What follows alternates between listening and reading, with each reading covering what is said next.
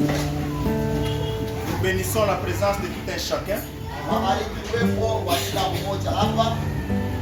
Et nous remercions particulièrement le pasteur Jacques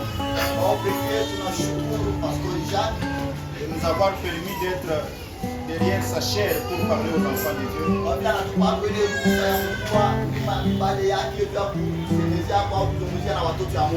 Et nous remercions le Seigneur notre Père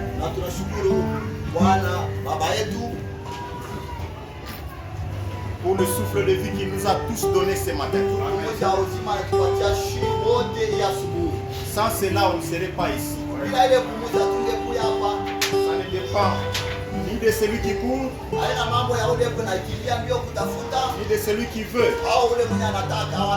mais de Dieu qui fait grâce. Et il fait grâce à qui il veut. Il fait miséricorde à qui il veut. Et si c'est par sa grâce que nous sommes là. Et je dis shalom à l'église. Et avant de commencer notre thème, j'avais quelque chose à l'esprit que je voulais dire à l'église, qui est très important. Très important. Et maintenant, on dit dans la prédication témoignage,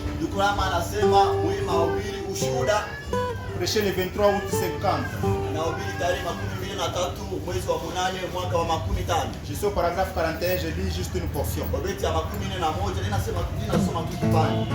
Et pendant que j'étais à Fort Wayne Tabernacle,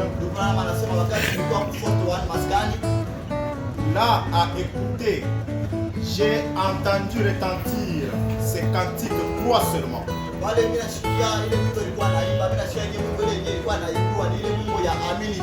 J'étais juste dans le même siège où Paul Rader s'asseyait. Oh là là, quelque chose émut mon cœur. Oh là là, il s'en est allé. Mais ces chansons continuent à vivre. Maintenant, me répète les mots de ces cantiques dont il est question. Il dit la vie de grands hommes nous rappelle à tous que nous pouvons rendre notre vie sublime en partant, laisser derrière nous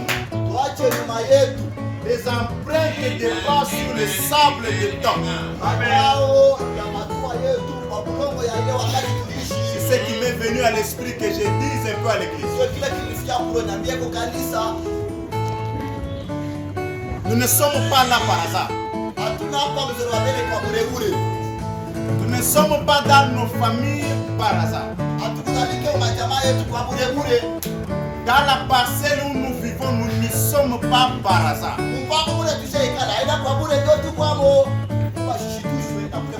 Dans notre pèlerinage, il n'y a rien de hasard.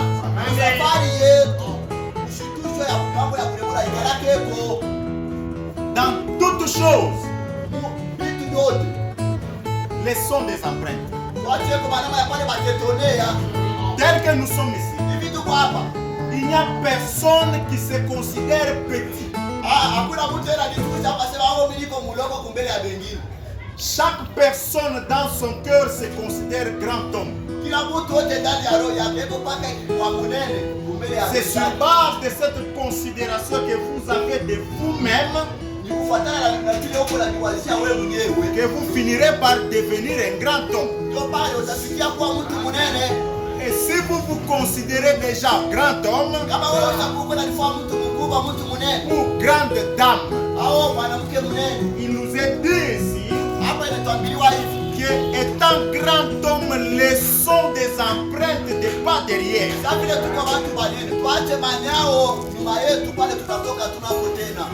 Pour que ceux qui viendront emboîtent les pas. Je suis dans ma famille. Quelle empreinte que je laisse dans ma famille? qui aidera aux autres d'emprunter cela. Je suis dans mon église ici présentement. Quelle empreinte que je laisserai dans cette église qui serait une bénédiction pour les autres. J'ai observé dans la construction d'une route, quand il y a un chantier, c'est dans une brousse, il n'y a pas de route.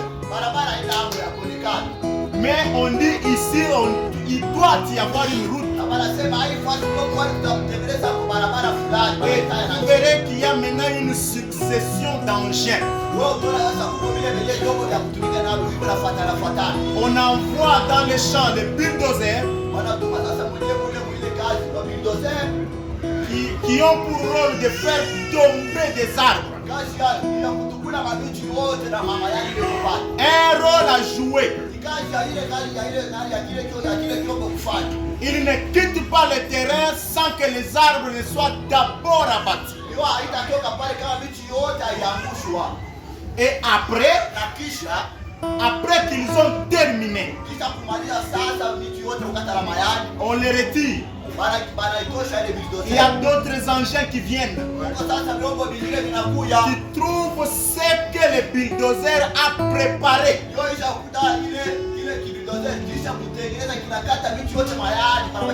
Et ces engins qui vont monter, c'est pour dessoucher.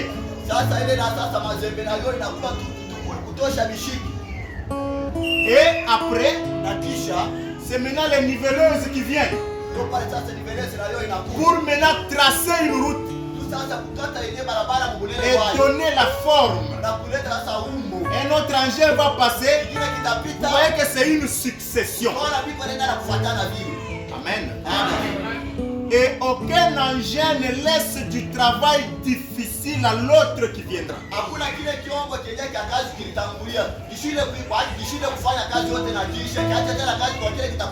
Jusqu'à ce que plus tard, ça sera une route asphaltée et les petits véhicules vont passer.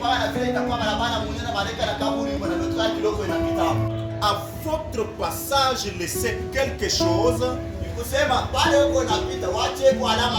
Sera une bonne marque.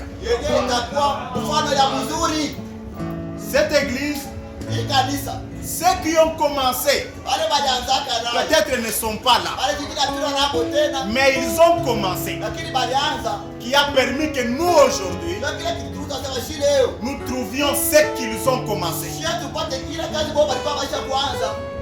Ça nous aide aujourd'hui d'être là, dans une église bâtie par ceux qui nous ont précédés. Ils ne se sont pas dit que nous ne serons peut-être pas là, inutile que nous fassions quelque chose. Mais ils ont fait quelque chose. Qu'aujourd'hui ils ne sont pas là.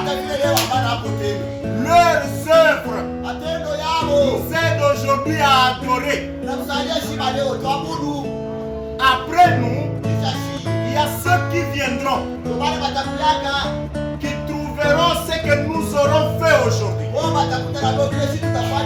Et eux vont adorer dans une condition peut-être plus meilleure qu'aujourd'hui.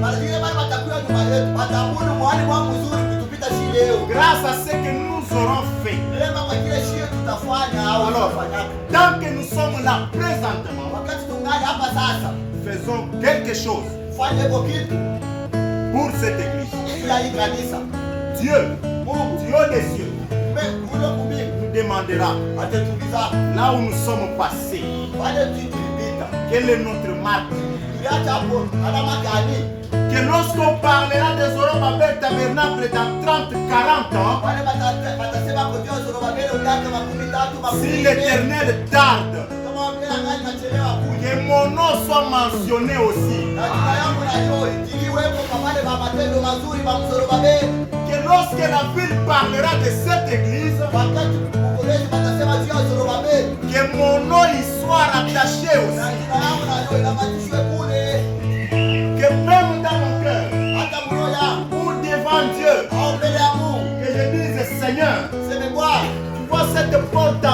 vois là,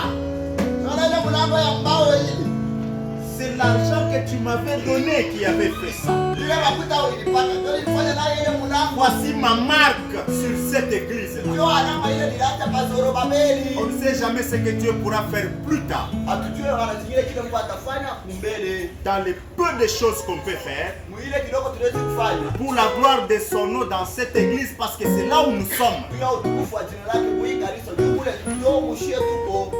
Que Dieu vous bénisse. Amen. Je voulais qu'on entre à l'esprit de ça.